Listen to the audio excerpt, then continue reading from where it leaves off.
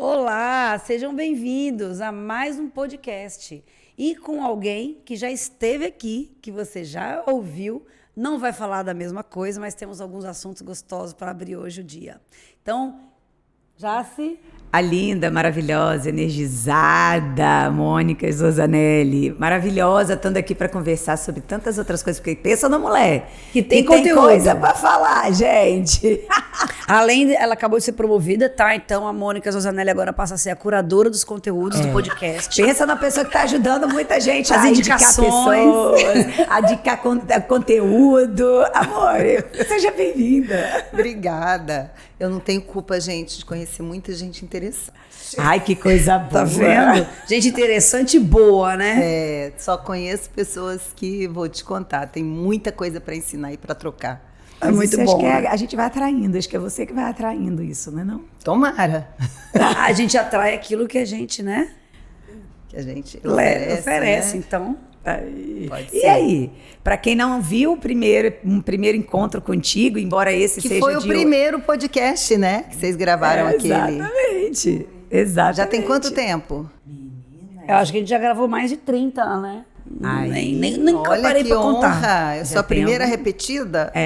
Olha, Não, gente. você é a segunda repetida. A Flávia da Veiga, ela estava aqui, a gente aproveitou e fez no mesmo dia. Gravamos dois na mesma sequência, mas no mesmo dia. Você é a primeira que retorna. Que tá retornando para gravar outra série. E aí, para quem não teve oportunidade de assistir, ouvir o outro, quem é Mônica? Oxe, Maria. Olha, atualmente, porque a gente é uma a cada dia, né, gente? Ai, que a gente delícia. nunca é a mesma, mas hoje eu sou uma mulher, né, mãe, avó, profissional nas áreas de fotografia, uma estudiosa na pesquisa terapêutica e eu acho que eu sou uma pessoa, se Deus quiser e permitir, em constante evolução sempre. E eu falo eternamente, né, que a rotina que eu mais amo é não ter a rotina, nem de ser, né, nem de estar. Ser a gente é na essência, isso a gente não consegue mudar. Mas cada hora você está num papel que a vida te permite, né? São as nossas personas que a gente vai usando para sobreviver. Tão legal você ter falado, né? Eu hoje sou nessa versão. Como a gente às vezes se agarra a algumas versões ou papéis que a gente se prende neles, né? Eu falo até por mim mesmo. E a gente repete, né? Eu sou e nunca estou, né? E quando você olha ao longo da vida, você vai mudando de papéis. Os filhos vão crescendo, como você acabou de falar, agora você é uma avó, né? Vovozinha. Que vovozinha, hein? Tem um lobo bom por aí, eu quero essa vovozinha. O papel já está ocupado. E a gente sabe que papel e que lobo é esse. E é isso, eu acho, sabe o que é? Que a maioria a gente está falando hoje das mulheres, mas é das pessoas, né? Se a gente tivesse mais coragem de se permitir estar em papéis diferentes, né? E experienciar coisas diferentes, né? A pergunta é que a gente de vez em quando brinca, né? Quando foi a última vez que você fez a coisa pela primeira vez? Alguma coisa pela primeira vez? E quantas coisas que você deixa para fazer quando você viaja? Aí quando você viaja, você sobe naquela pedra e tem aquele visual maravilhoso. Só que você anda há 20 anos aqui na Praça dos Namorados, por exemplo, que a gente tem uma orla deliciosa. Quantas vezes você e você subiram naquela pedrinha na Ilha do Boi? Essa aqui do lado é linda. É linda. Ou naquela lá no final da Cruz do Papa. E viram aquele visual que é alucinante, maravilhoso, ou foram lá para apreciar o pôr do sol e fazer uma meditação. Tem coisas aqui do nosso lado que a gente pode estudar, ver de maneira diferente, né? Eu adoro estudar esse olhar. Hoje eu postei uma foto sobre isso. Estava andando e aí naqueles decks atrás do Shopping Vitória, eu olhei, tinha o convento, a ponte e a armação de madeira do deck. Eu falei, gente, que visual bonito, mas como colocar isso tudo numa foto, né? Aí eu fui abaixando com o celular, não sei o quê, e consegui um enquadramento aonde tudo se encaixava só naquele pedacinho. Eu recortei aquele pedacinho do mundo para mim, né? E compartilhei na minha rede social. E aí o título foi É um jeito de olhar diferente. né? Que a gente não exercita, às vezes, na nossa vida. Eu acho que a gente ainda tem... Primeiro porque acho que o ser humano tem a tendência do querer a ficar na zona de conforto. A gente sempre entendeu que mudança era algo de sofrimento, ou era algo problemático, ou algo que dá frio na barriga. E isso não mudança de trabalho, mas mudar a si mesmo. Eu lembro que tem aquela música das mulheres de fase, sempre foram entendidas como algo não positivo, né? E essa coisa quando você traz de quem você está, é permitir que você possa mudar o tempo todo, constantemente. E não uma permissão externa, uma permissão interna. Interna, né? E não só mudança, né? Às vezes a própria fase mesmo, você tem fases. Sim. E você volta nessas fases também, né? Eu acho assim que o gostoso de você se permitir mudar é porque o que faz você não mudar é você não conhecer. O desconhecido te faz ter medo, né? É a velha história do quarto escuro e dos monstros dentro do quarto ou dentro do armário. Quando você acende a luz e encara, você vai ver que aquilo não é assim tão complicado. E que pode te oferecer coisas muito interessantes para você conhecer. E você vai mudando, né? É engraçado que agora eu tô lembrando. Ontem eu tava comentando, eu fui chupar uma mexerica. E aí eu falei, gente, como meu gosto mudou. Eu sempre fui uma pessoa que adorava aquela mexerica pocã, aquela que tem a casca grossa, e eu odiava. Quantas vezes as pessoas me davam e eu não gostava. Aí ontem eu me toquei de que eu já não gosto mais da outra, que eu gosto daquela piquititinha, que o pessoal fala que é fedorente, aquela casca é fininha. Faz uma tangerina, né? Aí quando eu fui comer, eu falei assim, gente, quantas vezes eu deixei de aproveitar isso aqui porque eu falava que eu não gostava. Olha que doido, ontem à noite. E ao mesmo tempo, quando você está falando aqui, eu estava pensando o seguinte, como a gente ainda exercita pouco o nosso olhar de contemplação para a vida, para as coisas, para o outro, né? Quando você fala de olhar, de a gente parar, olhar as belezas, né? O quanto que no dia a dia a gente se engole tanto e se permite pouco contemplar a si mesmo, a quem está do lado da gente, ao que está em volta da gente. Como se ficar parado fosse quase um pecado, né? Você tem que estar produzindo e às vezes você está produzindo. Tipo o meu lema, né? Nossa, né? Eu também estou no exercício férreo interno para conseguir apreciar minhas pausas, assim, né? Eu fico meio perdida. A semana passada e a semana retrasada eu tive atividades muito intensas depois de um mês muito parado. Eu estive com minha filha e minhas netas. Quando eu voltei, eu fiquei meio assim, sem trabalhos imediatos. E no final das contas, depois começaram a aparecer coisas muito interessantes, desafiadoras do ponto de vista do meu trabalho de fotografia. E aí eu tive uma sapiência assim, de respirar e falar, calma, você vai dar conta. Você se deu conta, você vai dar conta. E são coisas assim que eu já fiz, mas eu não fazia há muito tempo e foram muito gratificantes, assim, desde esse evento que a gente está vivendo agora aqui no estado. A gente está passando pela Call Parade, que é a exposição das vaquinhas, e aí eu peguei o projeto de fotografia deles, que dura de agosto a novembro, né, final de novembro. E eu falei, será que eu vou pegar esse negócio? Será que eu vou dar conta? Depois foi a inauguração de um bistrô, que é o Caçarola, que está começando. E aí era foto de comida que eu não fazia há muito tempo. E eu estive assim, a um segundo de falar, não, tem outras pessoas. Falei, não, você sempre foi uma excelente fotógrafa de comida e você vai fazer. Eu, para mim, né? Eu discutindo comigo mesmo internamente, tá ficando doida? E aí eu fui e assim, amei o resultado, eu acho que as proprietárias também adoraram. Então, assim, foi muito intenso. Aí essa semana agora, que está terminando hoje, nesse dia que a gente está gravando o podcast, foi mais tranquila. E aí eu fiquei meio assim, né? Falei, para onde eu vou? Aí eu falei, não, sabe o que eu vou? Eu vou andar na praia, eu vou dar um mergulho no mar, eu vou ver meus pais, eu vou dar atenção a eles, eu vou... Mas você sabe que você falou, às vezes a gente até tem muitos casos, né? E independente do que, mas a gente às vezes tem a intenção, seja fazer a mudança que quiser, às vezes se propõe para fazer, planeja uma logística, uma rede de apoio, dependendo da idade, do momento que a mulher está, principalmente quando tem filho ou dependendo do trabalho. E sem ela se perceber, muitas vezes a gente se boicota. E deixa o trem passar e não faz. Inconsciente, às vezes, porque tem, né?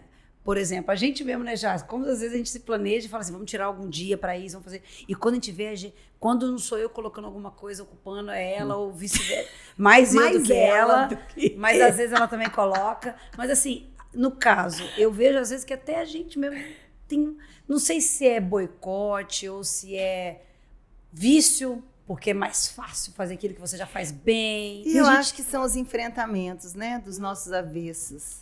E os papéis sociais que esperam da gente. Antes da gente começar o podcast, a gente estava conversando, porque tem alguns milênios de anos que eu conheço essas duas, e tem uma delas, principalmente, que até hoje não fez o ensaio fotográfico dela. Esperando o momento ideal, né? Esperando o momento ideal. E essa vem bem a calhar nesse momento, que é isso. É se permitir enfrentar um momento, seja lá para ver o que você vai ver. Sim. Né? É verdade. E essa história desse ensaio que a gente está estruturando, que chama ensaio ritual, é isso. É uma pausa para você fazer uma viagem no tempo, no seu próprio tempo, né? E é uma coisa que eu acho importante também. As pessoas estão tendo uma reação muito interessante. Eu não falo engraçada porque não tem nada de engraçado. Está dando muito assunto para reflexões, processos pós-foto terapêuticos sobre alguns assuntos, alguns encontros consigo mesma. E são essas paradas. E isso acontece.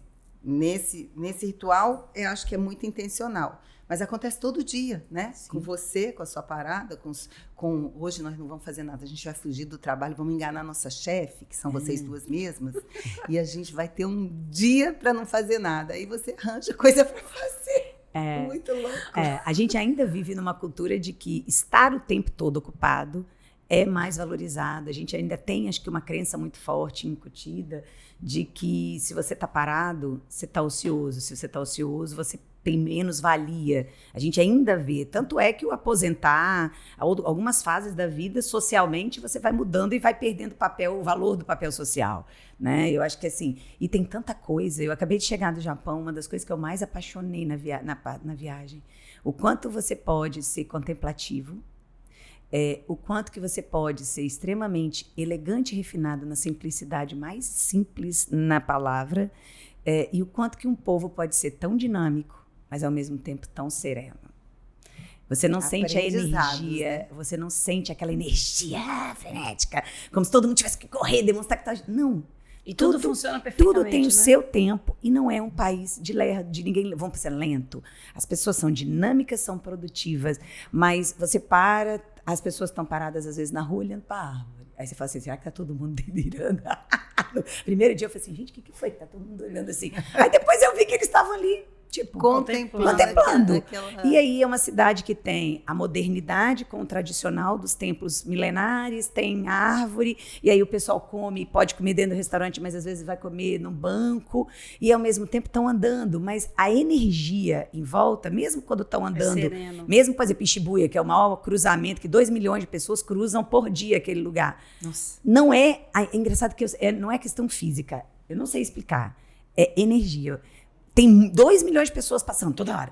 Mas a sensação que você tem não é aquela que você tem quando está em São Paulo, Nova York, de algum lugar que as pessoas estão como se dentro delas tivesse uma agitação. Não tem.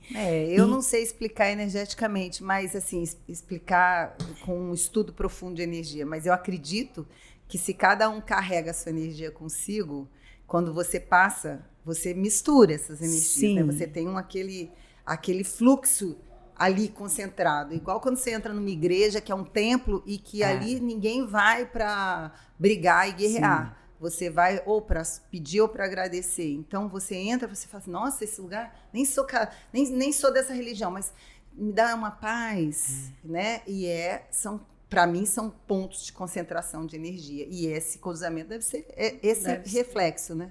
Você vê, você não olha para nada.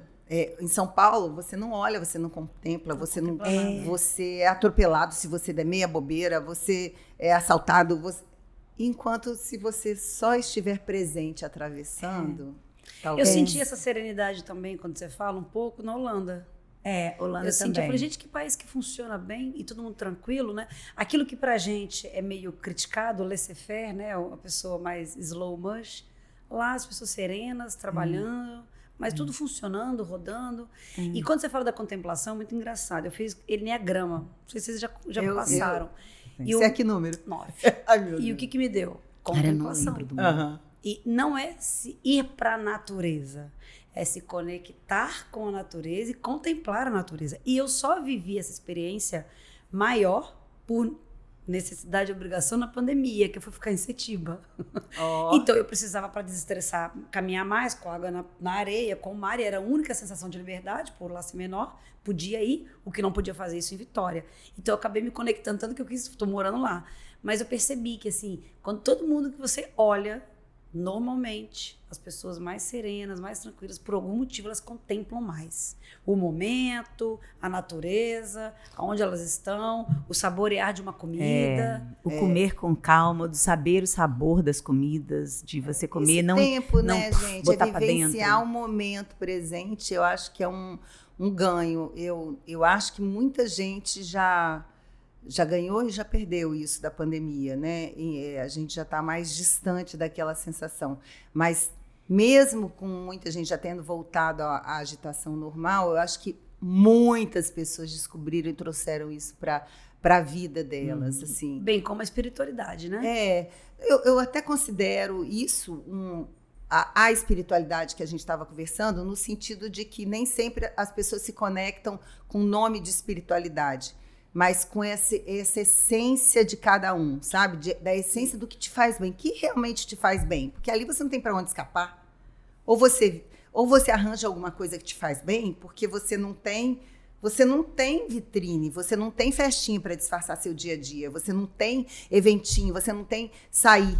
Você tem a parede que você construiu em volta de você, que ela diz muito de você. Sim. Então, ambientes inóspitos, sem personalidade, você não se sente bem. Aí você lembra, não, mas eu gosto de uma florzinha, aí você coloca uma florzinha. Aí esse ambiente começou a ter a sua cara. Então, eu acho assim, que muitas pessoas trouxeram para o agora essa busca e esse encontro, né? Você foi para Setiba, desfrutar uma casa, desfrutar um pôr do sol, um nascer do sol, um caminhar na areia. Eu descobri minhas folhas bordadas, que eu falei, gente, minha mãe até hoje, ela olha e fala, não tô acreditando que você esquece da vida se alguém me deixar quieta, Inclusive, bordando a minha tá lá na folha. minha sala, linda. Todo mundo passa e acha assim, lindo. aquilo, eu queria ficar. Agora eu comecei a fazer, olha, desde a pandemia eu junto garrafas esquisitas, diferentes. Eu amo, inclusive, se vocês tiverem, pode guardar para mim. Aí de repente, semana passada, eu falei, já sei o que eu quero fazer com essas garrafas. Aí eu comecei a fazer as garrafas poéticas, que trazem as minhas falas na garrafa. Eu tenho uma que eu acho que eu quero gente, como assim? Isso aqui tava lá 5 Agora eu anos, vou ter Alexandre que- louco para jogar aquelas garrafas fora. Pelo amor de Deus, não aguento tanta garrafa. E eu não moro num lugar muito grande, né? Não tem muito lugar para colocar. Eu até joguei um pouco fora, mas eu falei, não, mas essas daqui ninguém vai jogar fora até o dia que eu descobri o que eu quero fazer com elas. E aí eu nem tenho, agora eu tenho já uma noção, assim, gosto de coisas que eu gosto delas, né? Porque eu fiz assim, sem nem perceber o que eu estava fazendo. Depois eu fui olhar o que eu tinha feito para saber. Então são coisinhas que a gente vai se permitindo, porque se eu ligar meu ego, eu falo, minha filha, qual é? Você está achando que você vai o quê? Vai ficar pintando garrafa? Você não sabe a técnica direito? Você não sei o quê? Você já começa eu Te mesma consome tempo, não te autocrítica. traz renda, E a não sei gente o faz isso direto com Crítica coisas que a gente interna, quer né? começar. Aí eu vou começar uma aula de dança do ventre. Ah, mas não, eu não tenho isso, eu não tenho aquilo. Gente, não pensa não. Vai lá e faz. Se oportuniza, entra, faz. Esse exercício, eu acho que é o mais importante para a gente também entrar num processo de autoconhecimento, que é difícil. Se O encorajar autoenfrentamento é difícil. Porque o desafio assim. maior é você mesmo, não é o outro. A gente bota o nome que é dos outros, né? Mas é você mesmo. Eu tô com uma cliente agora que é muito bacana, porque ela já fez um ensaio fotográfico, que era um sonho da vida dela. Então, ela realizou, e eu realizei, assim, nos padrões dela. E agora, eu tô com esse processo, que é o ensaio ritual. E ela me chamou, assim, há 2 meses atrás, conversou tudo no ensaio ritual. Então, agora eu não posso, eu não sei o quê. Eu pensei na minha cabeça, não é o tempo dela, ela não vai fazer esse negócio, porque ela quer o pré-moldado, que a sociedade diz que você é bonita daquele jeito. Aí ela quer Então, das emagrecer caras, ou fazer quer tal não sei o coisa. quê, quer É cheio chegar. da condicionante, Aí, né? essa semana passada, ela me ligou. Tô pronta. Aí agora eu quero que você me mande o questionário, que eu quero encontrar comigo, minha linha da vida toda. Aí eu falei, Gente, aconteceu. E aí agora ela se mergulhou no questionário, agora a gente já vai fazer a reunião. Ela falou assim, agora eu entendi que não é, eu tenho que descobrir o que eu tenho e não o que a sociedade quer de mim, assim. Ó, vou fazer, hein? E aí a gente vai ter um podcast pra falar da minha experiência, hein? Ah, Tá bom? bom. Se der muito chabu, eu tô aqui para depois te atender terapeuticamente. Certamente vai dar. Ô, Mônica, é muito engraçado que eu percebo também que essa turma jovem, né, que a gente tem tantos desafios, mas também é uma turma que está se abrindo mais para esse olhar. Eles estão buscando, estão mais sedentos para essas buscas da autoconhecimento, dessa questão da espiritualidade. Não a espiritualidade só no convencional, seja numa religião ou na outra, e até estando nessas religiões por conta da tradição familiar e ter crescido nelas, mas estão buscando outras formas holísticas de verem, né? Seja o mapa, através do tarô, ou seja, de outros caminhos. Você também é uma pessoa que busca um pouco isso, né? Busco, eu resgatei isso. Na verdade, assim, eu sempre tive um lado espiritual meio castrador, que veio da religião católica, assim, aquela que não pode isso, não pode aquilo, porque isso. Depois eu meio que dei uma libertada. E do lado holístico, por exemplo, o tarô, que é uma coisa que sempre conversou comigo, em algum momento eu fui calada, tipo assim, isto não é certo, ou isso não é do bem, ou isso não sei o quê. Eu sei que eu esqueci esse tarô durante muitos anos. Na pandemia, eu resgatei o tarô. Da maneira que eu entendo o tarô como uma espécie de guia do seu momento atual da energia. Ele não pode. E não de previsão de futuro, né?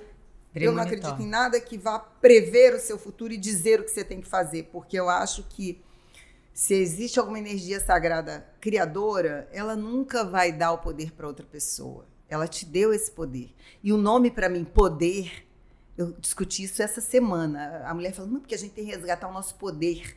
Eu falei, mas o poder, a palavra em si, já traz o que ela significa. É que você pode.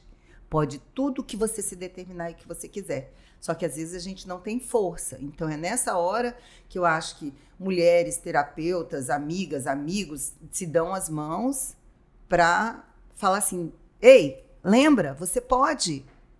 Sabe? Segue, você vai sair disso aí. E aí esse para mim é o verdadeiro poder. Quem acredita nisso, você vê mesmo, você vê assim, umas pessoas que a gente admira, que a gente fala, nossa senhora, primeiro que a gente só olha um lado, né? Nunca olha o lado avesso da pessoa, que às vezes ela tem um monte de problema. Mas enfim, e que se não tiver, não é ser humano. Né? Do ladinho que a gente enxerga, você admira o quê? Nossa, parece que tudo que ela se propõe a fazer, ela faz dar certo. Nossa, parece que tudo... Não, é porque ela acredita que pode. E o sal que ela comeu com ela mesma, ninguém vai ver. Ninguém vai ficar muito sabendo, a não ser que você faça o podcast comigo. Aqui, o podcast na real descobre os sais que a gente come ao longo da vida. Pois é, então eu acho que assim, o poder é esse, é a gente acreditar que a gente pode. E eu acho que todo mundo tem uma folha, um quadrinho de folhas que eu fiz, que eu falei, a frase era, entenda coração, o normal é instável. E isso passou porque eu tinha feito um exame, né? E o coração, ele bate assim. Porque sua vida seria diferente. E o coração, ele para? Ele pensa o que ele está fazendo quando ele está em baixa? Ou quando ele está em alta? Não. Ele segue o fluxo. E isso também devia ser a nossa vida, assim. Não adianta, aceita que dói menos. Tem hora que você vai estar muito bem, tem hora que você vai estar lá no chão, tem hora que você vai estar desanimada. Até porque quando ele fizer assim... É porque você não vive mais, entendeu? E a vida da gente também vai ser assim. Quando ela estiver assim, cuidado, porque você estacionou. Você está deixando de ver coisas ali no alto do pico e está deixando de ver coisas que você tem que enfrentar. Então, eu acho que é nessa hora, e a gente nasceu com inteligência para isso, é que você tem que buscar as suas ferramentas, né? Seja através de amigos ou de ajuda profissional, porque é normal que cada um tenha as suas instabilidades, eu acho. Teve uma frase que esses dias, eu sempre escutei essa frase, mas sabe aquela coisa que eu acho que tem uma hora que a frase, ou o livro, ou a música, tem o tempo dela com você, né? Durante a viagem, eu escutei eu li aquilo que eu já vi várias vezes, diz que só se vive uma vez. Aí embaixo ela assim, não, se vive todos os dias. Se morre só uma vez. E essa né? frase tem me perseguido Cara, ultimamente. essa frase direto tá aparecendo. E na viagem pro Japão ela apareceu e aí eu vi, tinha uma parede que tava essa frase em vários idiomas. Aí eu parei pra pensar. Aí foi a primeira vez que eu peguei e falei assim, é verdade, né? A gente morre uma vez, mas viver, cara, a gente tem todos os dias a dádiva de viver, mas o quanto que a gente de verdade vive, ou o quanto que a gente simplesmente está ali de um jeito mais... Liga o automático e segue, né? E é muito engraçado porque essa coisa de só se vive uma vez, ou agora só se morre uma vez e viva, todos os dias. Todos os dias. o como isso é interpretado, né? Porque tem interpretações diversas. Então, quando alguém fala assim, não, eu estou vivendo porque só tem essa vida, né? E aí, às vezes, esse viver é viver, na visão daquela pessoa, uma forma de que, de repente, ela só está olhando para ela está ferindo todos os valores éticos e morais, porque ela tem pressa em viver algo. E nesta pressa, como às vezes a gente também comete, porque você vive em... quando eu perdi minha irmã, eu falei, putz, o que tem valor realmente para mim? Não, mas assim, ela morreu, os filhos refizeram a vida, claro que eles devem sofrer e sofrem até hoje, mas eu egoisticamente naquele olhar falei assim, a gente faz tanto para filhos, sacrifica tanto, depois você morre, mas eles continuam aí vivendo e às vezes você se sacrificou por coisas ou abriu mão de coisas que eles agora vão ter que passar por isso. E você protegeu de coisas que não precisava. Então você começa a oscilar entre um sentimento egoísta, um sentimento de dó de você mesmo, depois um sentimento de querer ficar mais independente, de desgarrar um pouco das pessoas, porque se você morre, a dor é menor. Então é tanta coisa que traz para o nosso sentimento, para a nossa vida, que você começa, segue o fluxo, mas segue o fluxo não de forma automática. Segue o fluxo consciente, sabendo o que você está fazendo, sabendo escolher. Os sims e os nãos, né? E os nãos que às vezes são sims. Às vezes você dá um não para os outros, mas esse é um sim para você, que você merece e adia, né? Porque eu quero ser legal e quero me sacrificar. Entendeu? Como que é? Quantas vezes você está sendo inteira e quantas vezes você está sendo pela metade? Verdade. E eu sempre penso que toda vez que eu descubro alguém, eu recebo a notícia de morte de alguém, lógico que impacta, você sofre, não estou dizendo nem quando é pai, mãe, alguém próximo, né? Alguém que é jovem, alguém que você descobre assim, nossa, estava com essa pessoa esses dias, ela morreu. Eu sempre acredito muito que é uma forma que a sabedoria divina nos dá de lembrar que a gente é finito. A morte dos outros, isso é uma crença muito forte minha, que todo mundo que morre me convida de volta para a vida, porque choca a gente de frente daquilo que a gente nunca quer pensar. Um dia tudo vai acabar. Então, quando alguém morre, é a hora que eu falo assim, cara, realmente, o que eu tô fazendo da vida? Então, eu sempre acredito, porque eu tenho mania de tentar achar um lado positivo de alguma coisa. E aí, eu sempre acho que a morte, quando você descobre, sabe, da notícia da morte, é um convite a vocês falar assim, cara, o que eu tô fazendo hoje por mim? O que eu estou fazendo hoje pela minha vida? Quanto que eu estou contemplando? Quanto que de fato eu estou vivendo? Contribuindo o que também, eu estou contribuindo? Né? O quanto que eu estou de fato vivendo, que, assim, tanto com as pessoas que eu de fato amo, que eu de fato quero, interagindo, né? Na verdade, quando você morre, né? Você é lembrado não pelo que você junta, né? Mas pelo que você espalha. Exatamente. O que você espalhou hoje? Legado, o que você quer deixar aí, né? Quais foram as sementes que você deixou, né? Eu, às vezes, penso nisso.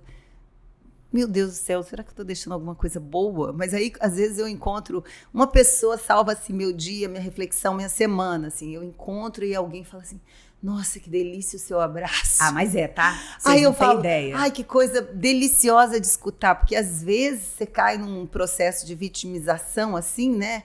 Nossa, acho que eu não sou lembrada, acho que eu não sou importante. Aí, pá! Santa, acorda. Cada um faz um pouco que dá para fazer na hora que pode. Sim. E você tem que saber que você fez o seu melhor, né? No Reiki tem muito isso. Os 5 princípios do Reiki são... E te lembram todo dia, faça o seu melhor. E não o melhor do outro, né? O seu melhor. O seu melhor. Tenha um bom humor para lidar com a vida.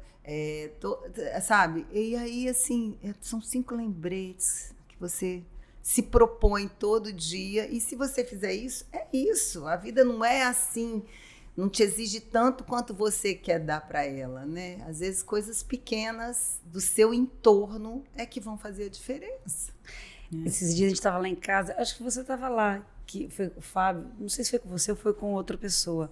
Não sei porque a gente estava conversando alguma coisa sobre morte e tudo, aí o meu marido na hora falou assim, estava ouvindo uma reportagem esses dias e realmente tem uma reflexão que agora fica. Nós estamos aqui hoje e daqui a 100 anos não terá ninguém que a gente conhece. Foi. Então, tudo que você fez, que você comprou, que você decorou, que você colocou, daqui a 100 anos não tem ninguém, nem você e nem ninguém que você convive neste ambiente usufruindo disso. E isso traz uma sensação assim, cara, desapega, porque... E desapega mesmo, e não é desapegar do bem só material, não é desapegar das coisas, porque a gente leva muita coisa a ferro e fogo, né? Eu sou uma que leva muita coisa a ferro e fogo. Às vezes, tô aí no auge, vale chegando aos 50, aprendendo como se eu tivesse 10. Que bom! Né? Que bom! Sempre atento. Né? Começando agora, ó, a dança do ventre, que eu acabei de ser convidada para ir com a Mônica. Eu também quero me vocês não querem desafiar. comigo, não? Eu tô me desafiando a voltar pro polidense. Na polidense é muito Mas pra mim. polidense eu não posso, neste momento. Coluna Meu minha não ombrinho. deixa. Eu tô com um pouquinho de dor, mas eu falei, tenho cara, eu vou tentar. paixão. Vamos começar na dança do devagar. ventre, que exige menos da parte do músculo. Não, quanto fora do que o polidense. quadril, né? Ele guarda muito da sua história muscular que você não identifica. Aí, Então, ó. quando você resgata a sua potência que está guardada ali, ó, nesse pedacinho aqui, gerador de vida, eu acho que a gente desbloqueia muitas potências. Eu me oportunizei fazer a dança cigana, achei maravilhoso. E agora eu vou me desafiar. Eu vou na dança primeira do aula com ventre. você. Terça, Adoro. dança do Vamos, ventre. vamos. Terça-feira. Eu vou, eu animo. E Fazer é verdade com a que Janine, não a dá Janine barriga, Music, não, né? é Porque maravilhosa. antigamente eu escutava que dança do ventre dava barriga. Menina, eu já tô sabe com a o que minha dá com a minha barriga? copa. Come descontroladamente, bebe Toma, descontroladamente, dá barriga. Qualquer coisa dá barriga. Olha, então aqui é o seguinte, gente. Beba descontroladamente, come descontroladamente e não reclame da barriga. Se te fizer feliz e for o que você quer, Cada tudo um bem. dá O Isso, ser todo mundo humano com não pode ser suquita. feliz se ele não tiver uma barriga pra contar. Gente, a gente tá indo pro final do podcast, que já deram aqui pra mim 3 minutinhos. Poxa vida, né? Eu achei que ia começar agora. Pois é, por isso que eu falo que tem que fazer vários, né? Mônica, o que você... Fazendo o exercício, a gente acabou de falar, Ai, né? O meu que a gente Deus. vai deixar de legado, o que a gente quer? Quando você não estiver aqui, como você gostaria de ser lembrada? Acho que alguém vai achar um livrinho de frases que eu devo deixar escondido em alguma gaveta. Minha filha vai pegar, minha neta vai herdar, e depois isso vai ficar escondido empoeirado. E aí algum dia alguém vai falar assim: nossa, quantas coisas legais. Quem foi essa mulher aqui? Essa foi minha trisavó. E aí isso vai servir de inspiração para essa pessoa fazer uma exposição com essas frases. Enfim, eu acho que o que eu quero deixar de legado, que fique se espalhando, é a minha eterna mania. Não é de ser feliz, porque eu acho que ninguém tem obrigação de ser feliz. É de procurar esse estado de bem-estar e de felicidade, assim. E de me apaixonar pela vida, né? Eu repito sempre, minha oração, eu peço por saúde, mas além da saúde financeira, espiritual, emocional, eu peço vontade de viver. A paixão pela vida é paixão gostosa, pela vida, né? porque eu conheço muitas pessoas que têm tudo e não têm vontade, não têm paixão nenhuma por nada e às vezes se suicidam, às vezes entram numa depressão muito profunda e eu fico enlouquecida com isso. Porque você não pode entrar num julgamento. Então, eu acho que eu tenho essa mania, assim, de buscar esse bem-estar. Eu deixo isso para vocês e para você também, tá? Ai, que lindo. E aí esse trisaneto ou trisaneta vai achar esse livrinho, porque agora vai ficar isso pra eternidade também, o podcast Na Real, que ele vai encontrar a trisavó dele no YouTube, ou seja lá qual vai ser esse YouTube. Nossa, essa coroa aí que era minha avó, minha trisavó. Olha que linda. Minha tataravó. Sou eu, menina, juiz, hein, garoto? Ai, gente, ela é muito delícia. Eu quero deixar que, assim, com essa paixão toda, que você se apaixone por você, se apaixone por cada coisa que você está vivendo. E o que você está vivendo hoje? O que você pode, de cara, se tocar de que você pode se apaixonar? Mais do que por pessoas, pelo quê? Por você, né, Mônica? É delícia isso. E eu sempre uso essa frase comigo: melhor me arrepender do que eu fiz do que o que eu não fiz, porque aí eu sei o sabor daquilo que eu tinha dúvida de fazer ou não. Então, agradeço, Mônica. Pessoal, até o próximo podcast. Com certeza a Mônica vai voltar várias vezes. Daqui a pouco eu estou pensando em botar a Mônica do lado de cá para ela entrevistar. prazer. Gente, obrigada mais uma vez pela oportunidade Obrigada, de bom. bater esse papo, de dividir essas ideias, de multiplicar esses pensamentos e da gente espalhar um pouquinho da gente por aí, né? Que Pois é. gente delícia. E eu já quero a garrafa também, tá? Ah, eu já vou ter uma para mandar para você, linda, que eu achei esses dias, que eu tomei de um vinho maravilhoso. E tem memória ainda, né? Beijo, É. pessoal. Até a próxima. Até a Bye, próxima, bye. galera.